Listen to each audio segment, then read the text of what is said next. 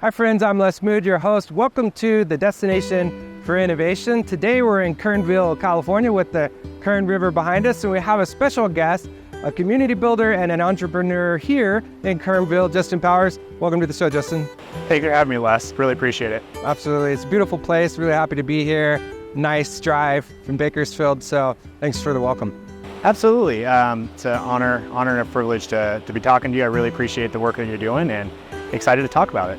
Awesome. So can you share a little bit about yourself? You know, the community here, I see everybody waving at you. They know a lot about you. Is there something that people here, or maybe the world doesn't know about you? Could you share a little bit about yourself?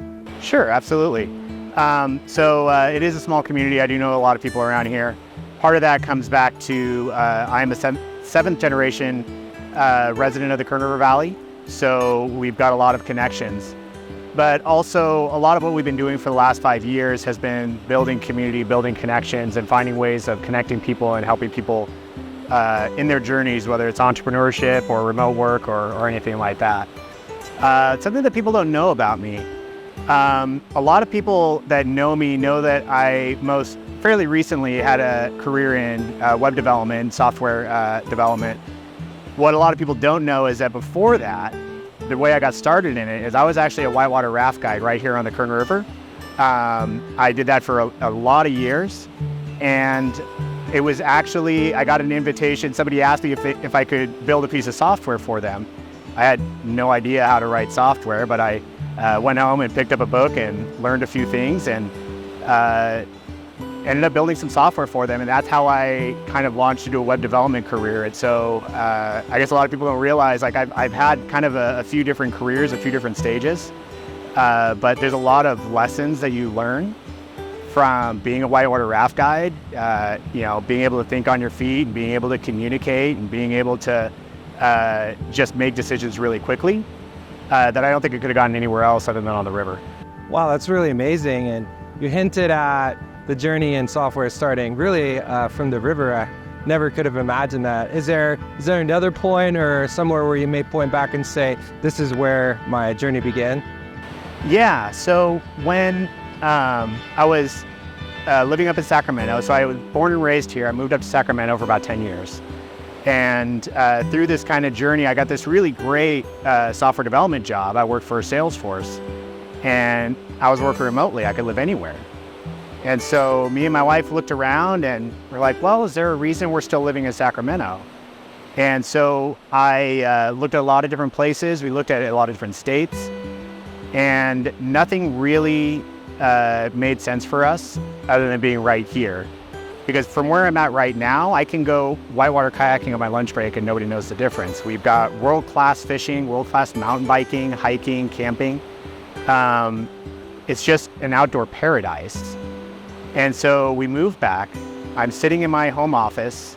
I'm looking out the window at this amazing playground we have outside of us. And I was thinking, man, it would be great if more people had access to this. And I'm thinking about what I wanted to see change. I was thinking about the kind of startup culture I'd love to see here in the area. I was thinking about how the high school students need more engagement, they need more inspiration, and a lot of different things I was thinking about. And I had a friend from Bakersfield who was creating a co-working space. And he said, hey, Justin, I'm going to create a co-work. I said, what's a co-work? And I learned more about it, and I saw what it was, and I saw what it could do. And I really loved the community aspect of it. And I said, this is the vehicle for the change I want to see in the Kern River Valley. So we rented a building, put a bunch of IKEA furniture in it, and said, we're doing a co-working space. And that was kind of the beginning of this new chapter. We've been doing that for 5 years now. Really, that's a great journey, and I appreciate how you really embrace what you love, and you're able to do that on a day-to-day basis. What, besides the beautiful scenery around you, what does the day look like? What are you doing these days? Yeah, so a lot of what I'm focused on right now is really how do we take what we're building here and build it into something bigger. So we've had Kernville Cowork for 5 years now. It's always been about that mission, about really improving the Kern River Valley and improving our rural areas. But what we're seeing now is that we're seeing a lot of attention from around the county. We're seeing a lot of attention from outside the county in terms of what co-working in rural areas has to offer. And so what we're doing now is we've actually launched a nonprofit to increase our impact here, but also in other communities around Kern County, to say, how can we bring the benefits of these shared spaces, of these community-led, startups, community-led economic development? How can we bring it to more communities throughout Kern County? And by doing that, we create a better world for everybody in Kern County, and Kern County and Bakersfield especially becomes a more attractive place for people to come and live and grow and build businesses, because there's so much happening all over the county. It's really amazing what kind of resources we have in all of these different communities around the county. Absolutely. I could imagine people from Bakersfield would love to come here, spend some time at Kern Cowork. In this 5 years or maybe before, could you share in your career maybe a struggle and then an associated triumph that you could, share? One of the biggest issues that we're seeing, not just here in Kern County, but across the nation, is we're seeing just an incredible isolation epidemic. We're seeing that people are losing connection, and COVID's only made that worse. We're not connecting with each other the way that we used to. We're connecting to each other digitally, which opens up so many possibilities, but oftentimes we kind of lose a lot of those benefits that we have. And so one of the reasons why we built what we're doing is we wanted to create a place where community and connection was first and foremost, and out of that we can create change in figuring out how to do economic development through connection and through community. We can figure out how to do entrepreneurship support and build startups and build new companies with people that are working together and collaborating together. And this is a very different way of approaching things like economic development and workforce development from what we're kind of used to seeing. We're not dependent on corporations or other organizations to bring in money. We're saying, let's build ourselves. Let's help each other build our businesses. Let's help each other build our careers. Let's help each other build a better community. And that's really what the co-working space is all about. That's what the movement is all about. And that's really what we're trying to build. One of the struggles that we've seen is this is a really different way of approaching things like economic development, like workforce development. And even though a lot of people are really excited about the idea of shared spaces, when we've got people that have been doing this as a career and they've learned how economic development works, and we're talking about doing it in a different way, we're talking about building it from the community and out of the community, it takes a bit of a paradigm shift. It takes a bit of people really understanding a different way of doing things. And so trying to figure out how to fit what we're doing, which is community-led economic development, which is community-led entrepreneurship support, and figuring out how to build that into the programs that people are building, the funding mechanisms, everything. That's been one of the struggles, is really learning how to partner with the county and with other organizations that are doing incredible work and saying, let's work on a new way of doing things. And so that's been something that has been a struggle, but we've made so much progress on that. We've seen the county really coalesce around this idea of using shared spaces for economic development and for the creation of something new. In fact, just a few weeks ago, the Kern County Board of Supervisors recognized International Co-working Day, which was earlier this month. And it was such an incredible opportunity to stand before the Board of Supervisors and have them say, yes, co-working is something that's valuable to our county, it's valuable to what we're doing. And in fact, while we were there, one of the original pioneers of co-working, she built a co-working space back in 2004, which is 19 years ago. She was standing right there. She was one of the creators of International Co-working Day. And she was able to share that moment with us. And it was really incredible. It was really inspiring. And that kind of shows how far we've come in terms of really telling the story and bringing more people on board to understand what this community-led engagement looks like. Absolutely. Well, that's actually very impressive to have the founder, or essentially the leader of a movement, coming to celebrate the success that you're having here. Can you share some advice that you may have for this community, the GreenTech community, the co-work community in general? Yeah, one thing I see a lot of people do is when you're trying to build something new and you're trying to create something new, oftentimes there's a sense of, I'm really excited about it, so if I build it, they will come. And there's also a tendency, this might be human nature, but there's a tendency to be worried about what people are going to think about it, or that somebody's going to steal your idea. And so a lot of us keep our ideas private and we don't share them. And one thing I think can really help, doesn't matter what you're building or what you're doing, build a community around it. Tell everybody you can run into about what you're doing and how you want to do it and what you think the outcome's going to be, and let them join you in that journey. And start with something small. Start with something that they could see, they could try, and see how they connect with that. And then use that to build the next thing, and use that to build the next thing. But the more we learn how to not live in out of a state of, the more we learn how to be open and share and not hold things close and protect them, the more we can create things that are amazing that people are going to love and really connect with. Absolutely. I can't wait to ask you more about community, because I mean, you just explained it very eloquently later on, but the second part of the interview is really more of like a thought experiment where we cast away all the roadblocks, the inhibitions, and like you were saying, this mindset and really casting aside. Are you ready? Yeah. Okay, so the first question really is low-hanging fruit. What are some of the low-hanging fruit opportunities for society to bite into to make the world a better place? Yeah, and I'm going to kind of keep coming back to the main theme here.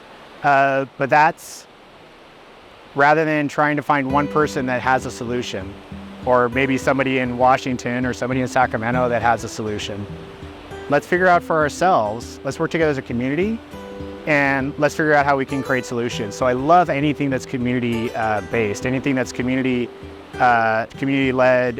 infrastructure, community-led energy youth programs.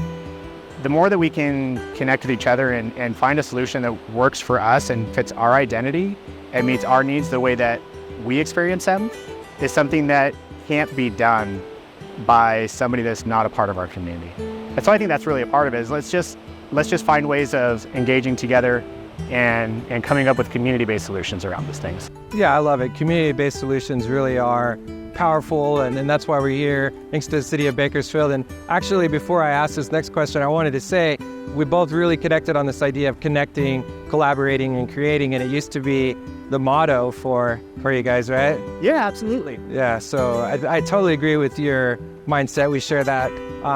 Speaking of, but the bigger issues, there are some bigger issues, bigger challenges, maybe bigger opportunities as well.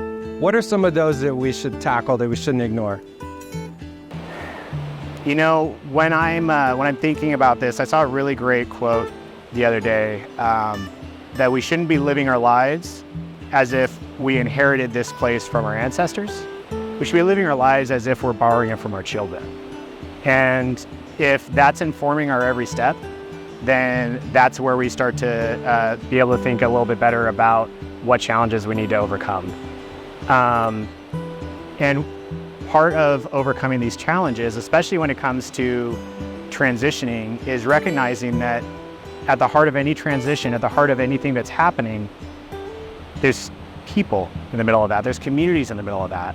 And anytime that you decide to create change through legislation or a top-down approach where somebody's telling these communities what they need to do to change, you're not allowing the creativity and the inspiration of that community to be a part of it. And you're not going to understand what needs they have. And there's so many, there's so many major obstacles that we have to deal with, especially when it comes to making sure that we're creating a planet that our kids are going to be able to thrive in. The hardest part of that is doing it together and doing it and allowing the humanity and the community to be a part of that solution. And that's the next question. What role do you see community playing in advancing that better world? I look a lot to examples. I'm on the phone with co-working operators all over the country, all over the world, every week. And I see a lot of examples coming out of Canada, coming out of Europe, where we are seeing these communities work together to create solutions themselves, and to kind of step out of this top-down authoritarian style of creating change. And I see a lot of promise in that. And part of what we're doing here is to say, let's see if we can recreate what's been really successful in these other communities, in these other countries, in these other places. And let's bring it here, and let's see if we can have the same success here. Yeah, sometimes innovation doesn't require reinventing the wheel, and you guys are doing that and doing a great job here. Speaking of your job and your career, and at the end of your career, when you're looking back, maybe at the end of your life, what would you like to say I've accomplished? Be confident. Or see happen. Yeah, it kind of comes back to what I said earlier. We're borrowing this place from our children, and I would love to see my children and their children be proud of what we've done. But more than that, I would love to see them become part of the architects of the change. What we found is that it doesn't work for somebody to say, this is the solution, and this is what's going to work for your generation. Because every generation has unique challenges. And if we can create a society, if we can create just a community that recognizes that we're all part of this together, the challenges that my generation has are not the same that the next generation has. And it's not the same as the generation before me. And so if we can bring all these people together and say, let's come up with a common solution, and let's keep it alive and keep it breathing and keep it growing and changing as times change, as needs change, as we run into new crises and new scenarios. I would love to be a part of just helping to facilitate that conversation, facilitate that change. Yeah, that's really wonderful to hear. And part of our goal at GreenTech Network is to empower, inspire, and enroll the next generation, right? And to be a part of the change. I think that's extremely important. At least with my daughters, I see them really embracing it, and I agree with you wholeheartedly. Do you think it's possible in this process for there to be a just transition or an equitable transition? Some people might prefer the word transformation or evolution, but you understand. What would you say?